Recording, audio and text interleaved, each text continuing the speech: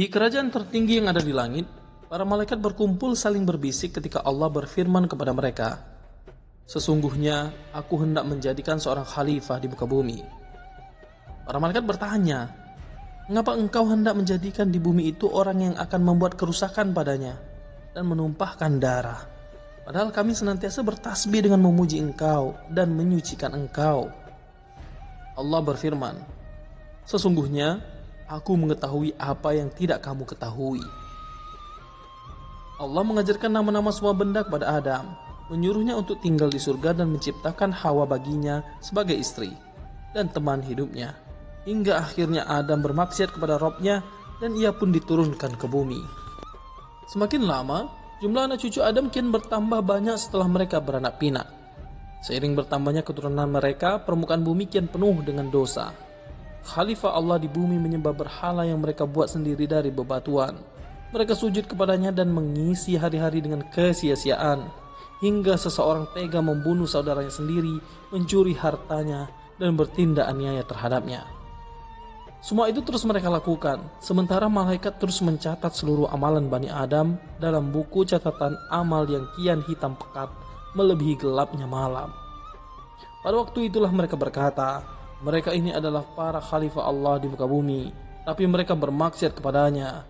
Bagaimana ini, padahal dia sendiri yang telah memilih mereka?" Allah berfirman, "Kalau seandainya aku ciptakan kalian seperti mereka, niscaya kalian juga pasti akan melakukan hal yang sama." Para malaikat menjawab, "Maha suci engkau, wahai Rabb, tidak mungkin kami akan bermaksiat kepadamu." Allah berfirman, "Jika begitu baiklah, pilihlah 2 malaikat di antara kalian." Maka para malaikat pun memilih Harut dan Marut, 2 malaikat yang paling baik ibadahnya kepada Allah. Sementara itu, di negeri Babilonia, kecantikan berjalan beriringan dengan berbagai fitnah. Minuman khamar ada di mana-mana. Begitu pula dengan suara musik dari barbar yang penuh dengan kerusakan dan perbuatan keji. Sekelompok orang berkumpul mengerumuni seorang bidu wanita yang tengah menari dan menyanyi. Sementara sekelompok yang lain membuat manusia lalai.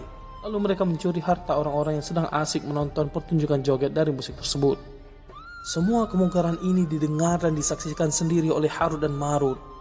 Keduanya turun ke bumi dengan izin Allah setelah keduanya menjadi manusia yang memiliki keinginan terhadap makanan, minuman, dan perkawinan layaknya anak keturunan Adam pada umumnya.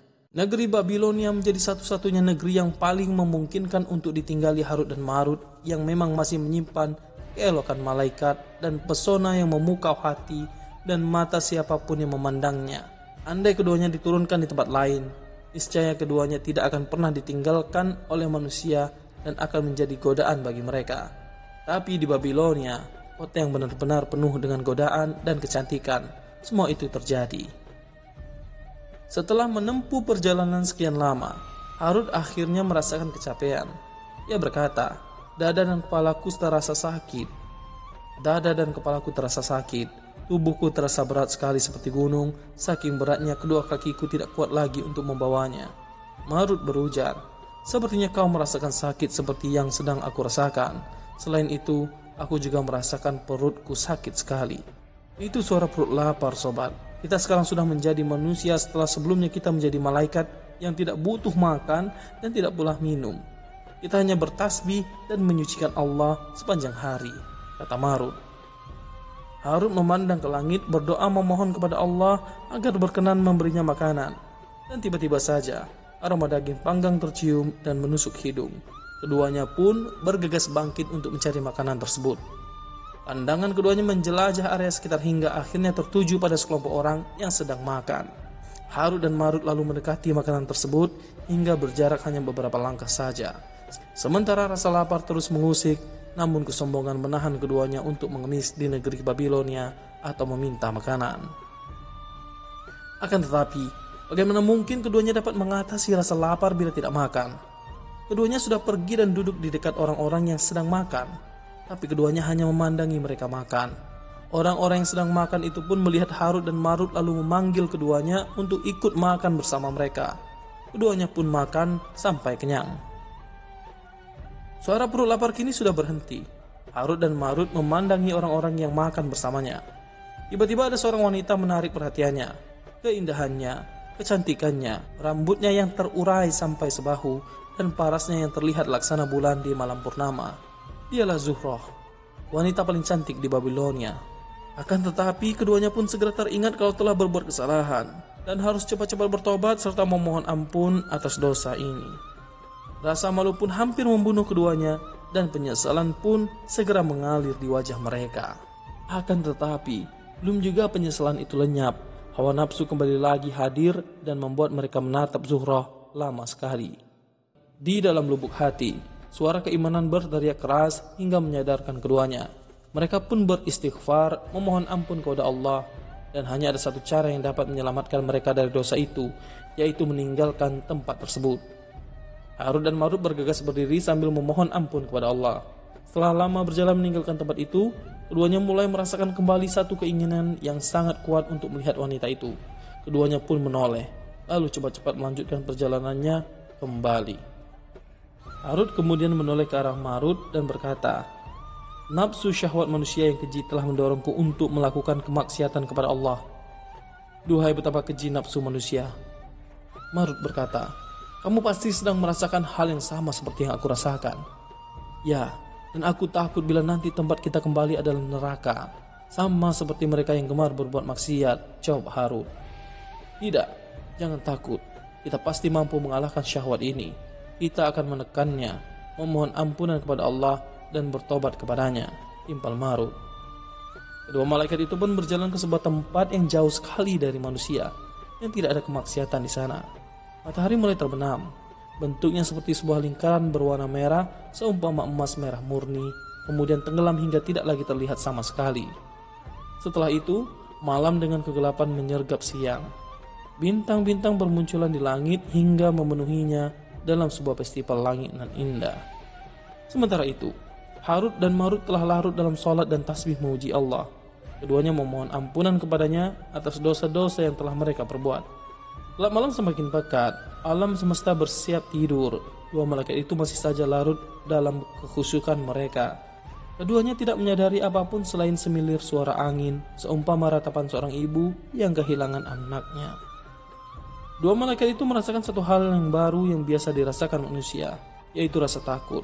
Lalu mereka berdua mulai mengenal rasa dingin, manakala tubuh mereka menggigil karena cuaca yang sangat dingin dan angin yang bertiup kencang. Mereka memutuskan untuk kembali ke kota Babilonia guna mengusir rasa takut dan dingin yang menyengat. Mereka berdua berangkat menuju kota. Di tengah perjalanan Harut berkata, "Ia datang lagi." Marut bertanya, "Siapa yang datang?" Harut menjawab, "Rasa lapar. Binatang buas yang menggigit kuat dalam perutku. Oh, kita sudah diperbudak oleh perut kita. Celaka perut kita ini, tidak pernah kenyang."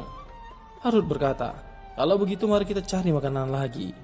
Marut berkata, "Emangnya kalau kita sudah mendapatkan makanan dan kenyang, kita tidak akan lapar lagi? Jika demikian kita harus bekerja agar kita dapat membeli makanan. Akan tetapi, pekerjaan apakah kiranya yang dapat kita lakukan?" Harut menjawab, "Serahkan urusanmu kepada Allah. Insya Allah kita akan dapat pekerjaan, lalu pekerjaan itu kita akan mendapatkan rezeki dan harta yang banyak. Jika pada siang hari kota Babilonia adalah sebuah kota yang penuh dengan godaan dan kecantikan, maka pada malam harinya kota Babilonia berubah menjadi kota para pemabuk. Mereka berjalan sempoyongan. Tidak satupun dari mereka yang kuat berjalan membawa diri karena banyaknya minuman khamar yang sudah ditenggak. Sebuah kota yang rusak." Harut dan Marut melihat segerombolan orang yang pergi menuju sebuah istana kokoh dan kuat. Keduanya pun pergi bersama mereka hingga akhirnya masuk ke dalam istana yang sangat besar, di mana seluruh isinya menggambarkan keagungan dan kekayaan. Harut dan Marut kemudian mendapati diri mereka dalam sebuah ruangan yang sangat luas. Di dalamnya terhampar meja makanan yang penuh dengan hidangan makanan yang membangkitkan selera makan, serta berbagai macam buah-buahan yang lezat. Di ujung meja makan, duduk seorang lelaki dengan pakaian sangat mahal yang menggambarkan kekayaannya. Harut dan Marut tidak menoleh kecuali ke arah makanan berada. Makanan yang dapat membungkam rasa lapar yang tak terperi. Lelaki dengan pakaian sangat mahal yang duduk di ujung meja memberi isyarat kepada keduanya untuk duduk dan makan. Harut dan Marut pun duduk dan makan. Saat Harut dan Marut sedang asing menyantap berbagai hidangan, ternyata sepasang mata lelaki tersebut mengawasi dari dekat. Lelaki itu menyodorkan minuman khamar kepada keduanya. Dua malaikat itu menolak. Laki-laki itu terkejut lantaran mereka berdua tidak mau meminum khamar. Bagaimana kamu ini, penduduk Babilonia, kenapa tidak minum khamar? Seketika itu Harut dan Marut tahu bahwa pria itu tak lain adalah Raja Babilonia. Orang-orang yang ada di sekelilingnya adalah para menteri dan para gubernurnya. Sang raja kemudian berbicara. Semua orang terdiam dan seluruh pandangan tertuju padanya. Sang raja berbicara tentang perselisihan dan persengketaan yang terjadi antara dia dengan salah seorang yang hadir di sana menyangkut sebidang tanah miliknya. Rupanya, sang raja hendak merampas tanah orang itu secara zalim. Semua orang yang ada di dalam istana berpihak pada sang raja. Meski ia adalah raja yang zalim, kendati demikian sang raja tidak peduli dengan semua itu. Pandangannya hanya tertuju pada Harut dan Marut. Dan kemudian ia berkata, "Aku menginginkan agar tamu kita ini yang akan memutuskan permasalahan ini." Semua orang pun menatap Harut dan Marut, dan mereka yakin bahwa keduanya akan memihak kepada sang raja, sekalipun sang raja bersalah. Tak pernah terlintas di dalam benak seorang pun bahwa mereka berdua adalah malaikat yang hanya mengetahui keadilan. Karenanya, mereka berdua pun memutuskan perkara itu dengan adil dan benar, serta mengembalikan hak tanah itu kepada pemiliknya. Tidak hanya itu, bahkan keduanya memaklumatkan keputusannya bahwa sang raja berada di pihak yang salah dan zalim, karena ia telah mengambil hak orang lain dengan cara yang tidak dibenarkan. Keheningan memenuhi seluruh istana saat orang-orang menunggu keputusan sang raja yang kemudian berkata dengan suara lantang, "Mulai sekarang, aku angkat kamu berdua sebagai hakim di Babilonia." Para menteri keluar dalam keadaan kecewa, sebab sang raja bukannya memerintahkan kepada pengawalnya untuk memenjarakan dan menghukum mati Harut dan Marut, tapi justru sebaliknya, malah memutuskan untuk mengangkat keduanya menjadi hakim. Alangkah beruntungnya mereka. Demikianlah, Harut dan Marut akhirnya mendapatkan pekerjaan di Babilonia setelah keduanya memasrahkan urusan dengan tulus kepada Allah. Di dalam istana raja, Harut dan Marut mendapatkan sebuah rumah yang mereka tempati sejak saat itu.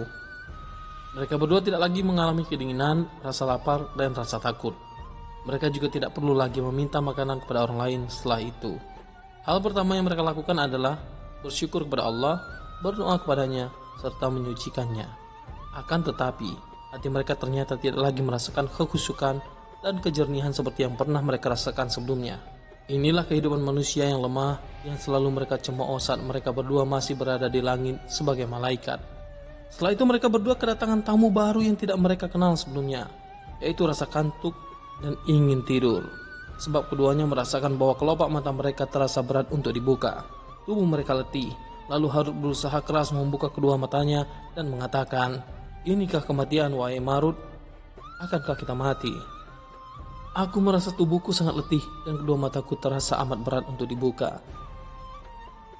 Ini sama seperti yang sedang aku rasakan. Ini adalah kematian. Aku rasa ini bukan kematian.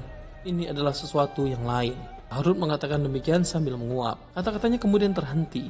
Suaranya terputus dan tubuhnya terdiam dan tenang. Rupanya kedua malaikat itu tertidur untuk pertama kalinya. Sebab malaikat tidak pernah mengenal tidur. Matahari terbit keesokan harinya. Itu pertama kalinya matahari terbit bagi mereka setelah mereka berada di muka bumi. Ketika pagi datang menyapa, Harut telah terjaga. Ia berkata kepada Marut yang sedang membuka kedua matanya, "Sungguh nyenyak tidur setelah capek dan letih."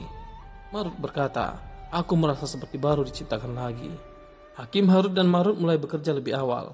Keduanya mulai menghakimi permasalahan dan persengketaan orang-orang dengan penuh keadilan, sehingga semua orang menjadi ridho dan nama baik mereka pun tersiar ke seantero Babilonia. Mereka senantiasa melaksanakan sholat usai memberikan pengadilan. Dalam sholatnya, mereka memuji dan menyucikan Allah dari segala kekurangan. Mereka tidak berkeberatan bila raja memanggil mereka agar menemaninya makan, asalkan mereka tidak minum khamar. Hari demi hari berlalu dengan cepat. Harut dan Marut terus memberikan keputusan di antara manusia dengan adil. Keduanya sama sekali tidak pernah durhaka kepada Allah. Hingga tibalah hari yang telah ditetapkan bagi mereka berdua, yaitu hari yang menjadi permulaan bagi mereka mengalami berbagai kesulitan. Wanita cantik itu datang dengan membawa sebuah kasus, sehingga mereka berdua pun melihatnya kembali. Ia dengan dua bola mata yang indah, rambut yang menawan, serta wajah yang bersinar. Ya, dialah si cantik Zuhroh. Saat keduanya teringat kembali kepadanya, hati mereka langsung berdegup kencang dan darah panas berdesir dengan deras dalam urat-uratnya. Keduanya pun heran dengan apa yang dirasakan dalam hati. Sungguh, hati manusia itu sangat menakjubkan. Kadang ketakutan dan terkadang berbunga-bunga. Terkadang dibakar api kebencian dan kadang dibuai angan. Duhai, betapa indah menakjubkan Khalik yang telah menciptakan hati manusia sedemikian rupa. Saat Zuhra menceritakan kasusnya, Harut dan Marut hanya tertegun menatap kecantikan dan keindahan wajahnya, bukan mendengarkan apa yang dikatakannya. Setiap kali salah seorang dari mereka ingin menahan pandangan, ia merasa adanya satu kekuatan yang mendorongnya untuk memandang. Ia pun memandang dan terus memandang wanita itu. Bara api cinta sudah menyala dalam hati keduanya dan tidak akan pernah padam. Saat itulah Zuhra selesai menuturkan, inilah kasus saya dan saya menunggu keputusan yang adil dari Tuan Hakim berdua. Harut berkata, kasusmu perlu dipelajari lebih mendalam. Kembalilah kemari esok pagi. Marut berkata menguatkan jawaban temannya. Benar apa yang dikatakan oleh Hakim Harut. Kembalilah untuk menemui kami besok pagi. Zuhra menatap lama-lama kedua hakim itu dengan rasa heran. Setelah Zuhra pergi, keduanya menyesal. Marut berkata mencela Harut, kenapa kamu tunda putusannya sampai besok pagi? Aku tidak tahu, itu di luar kemampuanku teman. Aku takut kita akan masuk neraka gara-gara wanita ini. Mari kita bertobat kepada Allah. Keesokan harinya, Zuhra segera mendatangi majelis peradilan untuk menunggu putusan dari kedua hakim.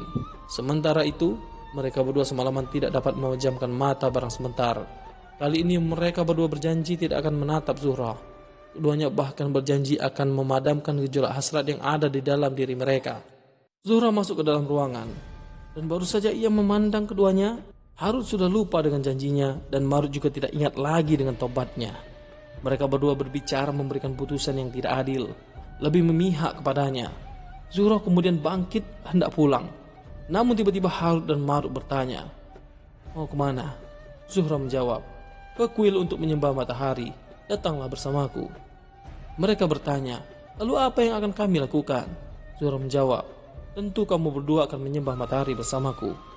Keduanya menjawab, tidak, kami tidak akan menyembah selain Allah.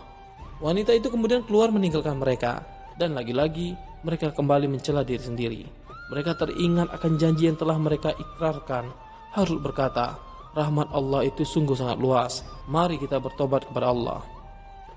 Malam itu keduanya tidur semalaman tanpa melaksanakan sholat dan memohon ampunan.